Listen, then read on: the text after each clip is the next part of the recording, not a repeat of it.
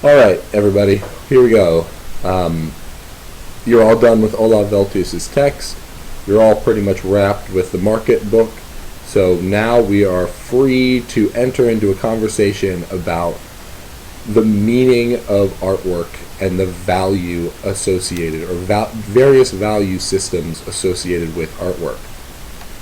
I think the first thing that I want to start off with is this idea of presenting meaning to imbuing a thing with a meaning, and that meaning leading to it being perceived as art, right? Because there's lots of things in the world, not that many things we perceive as art, and so really quickly I just want to go through basically one quick case study that situates this conversation very nicely. So, starting off here. We started off our conversation by looking at this very simple infographic regarding systems of semiotic associations, right? This is how we got to understand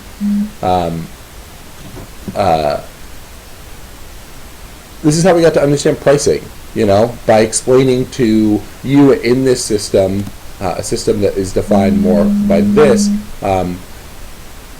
it was much more cohesive, in my opinion, to convey a sense of where pricing comes from. But to go here and we're not even zooming out, we're just sliding over, switching focus, as it were. We're going to go back to this conversation, because that was one way of looking at a thing. That was one way of dealing with one aspect of it, and that is its economic value. But as with the previous lecture, this idea of a tournament of value, it's important that these tournaments, or these systems of imbuing a thing with a meaning, are seen in a variety of different lights. And that's actually where we're going next. And so the first thing that I want to talk about is just the idea of imbuing an object with art, or artifying it, right? Now, perhaps no case is more explicit in this than Marcel Duchamp and the case of R. Mutt. Excuse me. So, Marcel Duchamp, in 1917, decided to to challenge. He wasn't playing a joke. He was challenging people that he was associated with, and their opinions of what could be deemed art. Now, for him, he decided that the easiest way to do this was to take something outside the realm of art, or perceived to be outside the realm of art, and try and make it pass, as it were. And so he, walking through someplace in Manhattan, purchased a urinal. He then signed it with a pseudonym.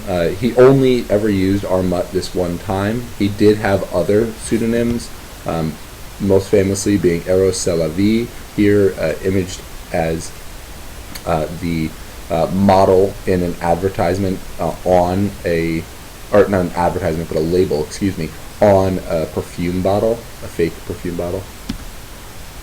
But R. Mutt was a standalone thing. No one had ever heard of R. Mutt. No one knew where it came from. All of a sudden, at this open call exhibition, this work shows up, complete with its application and $5 entrance fee, and it causes quite a stir, right? People had no real understanding of how to interact with it. For them, in 1817, this was just a joke. But for Duchamp in 1917, as this conversation unfolded, it became very present to him that there was an aching problem within art. It was too specific. It was too limiting. And for him, Duchamp, he wanted art to be much freer and much more engaging in a variety of different ways. And so this work ultimately was rejected from the show. Duchamp would leave, and then that's it, right? Well, of course not. because this thing has become an icon of modern art, and has become almost regarded as the most important artwork to be created in the 20th century. Some people would argue that something like Demoiselle d'Avignon might take the cake, as it were, but this thing gets more art historian verbiage than any other work of art. I've heard countless tellings of what the meaning is here, of how this is supposed to work, visually, aesthetically. What is it doing? Excuse me. And what it all comes down to is quite simply that this is Duchamp putting in a sign, but he's signifying it very clearly only with the definition of art. The meaning is art. The thing is the urinal. It is the sign, right?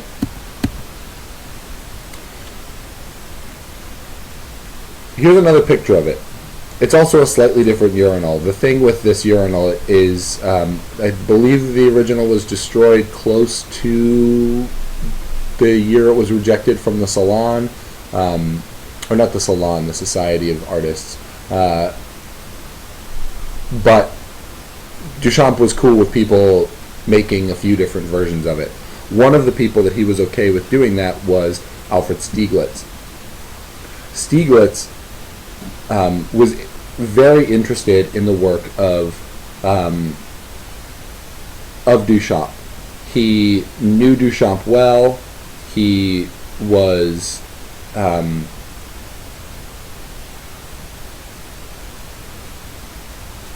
they were friends. They were both in the New York art scene. They were both part of the same community of artists. And especially around the Armory show, as Duchamp got all this acclaim for presenting Nude Descending a Staircase. I say acclaim, even though I know that's wrong. There was a lot of ire towards that work. He did get acclaim in artistic circles, but he also got a bunch of flack because a lot of people didn't like the work. But regardless, Stieglitz liked the work, and so Stieglitz was really interested in continuing his conversation and his involvement with Marcel Duchamp.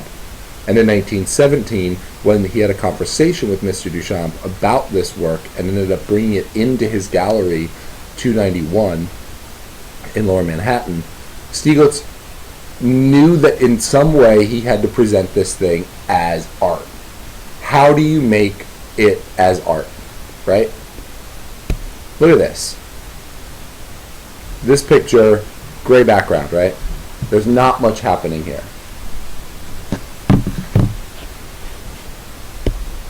This picture, there's something in that background. This is very clinical. It presents itself very, very, almost boringly. There's this little tiny glimmer right at the top of that,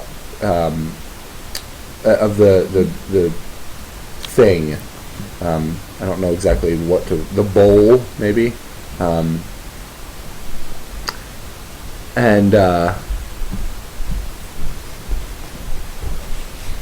this, again, very clinical. It's all white inside here. There's not that much of a distance distinguishing between this shade of white and this shade of white, although it is subtle enough that we understand that this area recedes and this area is closer to us. Not much closer, but closer to us. This, it's much more dramatized. There are these, I've definitely read art historians talk about this shape as being almost an image of the Virgin, with this head here, and then the shoulders, and then specifically the way that Stieglitz photographed it. There almost appears to be kind of different colored shrouds, one being blue, and then the white clothing underneath, and then this would be the glowing halo of the Virgin Mary. So that's one semiotic read of this. This is from the Tate's website. So Tate Britain has one of these copies, and It's very, as you can see, as I've been saying, it's very clinical, it's very formal, it's very frontal, it's very much a registrar at an institution, understanding that an audience would get the meaning of this, would be familiar with the story that this object tells, and so they don't feel compelled to present it as anything other than an important object that needs good lighting, a nice position to be photographed in, and ultimately a very even read of the object. We understand and can see a lot of the details in this work, in this digital reproduction of it. This, however, this photograph is slightly different. The object is sitting a little up on a pedestal. Behind it is a painting by Marsden Hartley, and it's photographed by Alfred Stieglitz, who at that point is one of the leading photographers in the United States. All of this is to say that in 1917, or probably more like 1918 when Stieglitz actually took this photograph, there was a very pointed interest in conveying the sense that this is art. How do you say that something is art without saying it over and over and over again? Duchamp tried to make the case for the object in the judgment, at the judgment table, and lost. You know? He tried to convey the sense that Arma was a legitimate artist, that this was a sculpture that had something to say about the contemporary world of 1917. He tried, and it didn't work. And so Stieglitz tried a different tactic. What if it's art by association? What if you put that object, that signified, into an arena that will allow it to be signified, that will open it up to other signifiers? In this case, so what I was saying that, in this case, Alfred Stieglitz is trying very hard to present this object as art, right? That's what I've just been saying. And the response to that has matched it. So in this work, you have art historians, or in this presentation of Duchamp's work, you have art historians drawing in alternative reads of this sculpture. They are doing things like I just did. They're finding the Virgin Mary in there. They're thinking about the fact that it's turned ever so slightly. What does that mean? But more importantly, who made that decision? We don't actually know for certain, or at least I'm not sure, I haven't found concrete evidence, that Duchamp was in the room when this photograph was taken. We know Alfred Stieglitz was, because he took the photograph, but Marsden Hartley was probably not in the room either, and it's his painting that's in the background. But, in this moment, in this photograph, we have a lot of different cultural producers coming together to convey one very specific meaning. It's kind of like Duchamp's work had been smacked down a little bit by its criticism and by its rejection, and it was then put in conversation with its buddies, the Marsden Hartley sculpture and Alfred Stieglitz's camera. And the two of those other things, the camera and the painting, help kind of console, as it were, this sculpture. Almost, with this sculpture, I don't want to say it in this, well, whatever, I'll just say it in the sappiest way possible. It's kind of like they're saying, it's okay, Mutt, you're going to be fine, we think you're art. And that, in and of itself, is a really important gesture from specifically Stieglitz's point of view, because he's the guy who took this picture, right?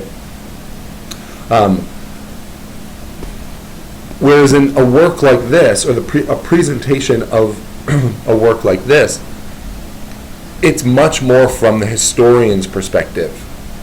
This is a current photograph, a photograph that was probably taken within the last 3 or 4 years. This is the presentation of an object that has already been reified. There's no need to have that support team coming and helping bolster the ego, because quite specifically, the ego of this object has greatly surpassed the presentation of the egos of these two things. Marcel Duchamp is a much more, or widely regarded as a much more important quote-unquote artist, although the photographers in the class might disagree with that. But Marsden Hartley is certainly not as famous as Marcel Duchamp, although in Maine that might be slightly different. But from a generalized art historian's perspective, this was a moment when the ego of this object, and I know it's kind of weird for me to associate terms like ego with objects, but yeah. But the ego of this object needed that bolstering. Here, it's achieved it. It has become this very understanded, very almost monolithic. It's not almost. It's very monolithic. It's the only thing in its setting, and it's presenting itself very boldly, very frontally, and with confidence. One thing about this photograph here is that down at the bottom here, you can see that there's still a tag hanging from it, from when it was submitted to the Society's showcase. So that's where we're moving. I don't want today's lecture to be too terribly long, because what the critics have to say about this topic, Baudrillard and Bourdieu, conveys much more cohesively, and I don't really want to step on their toes, and I don't want to be duplicitous, or that duplicitous. So there's another video for you to watch as well, but ultimately, that's it. Now, I am going to go through your writings this week, so I will have responses for those soon, and wish me luck. My show opens right now, kind of-ish. All right. Thanks.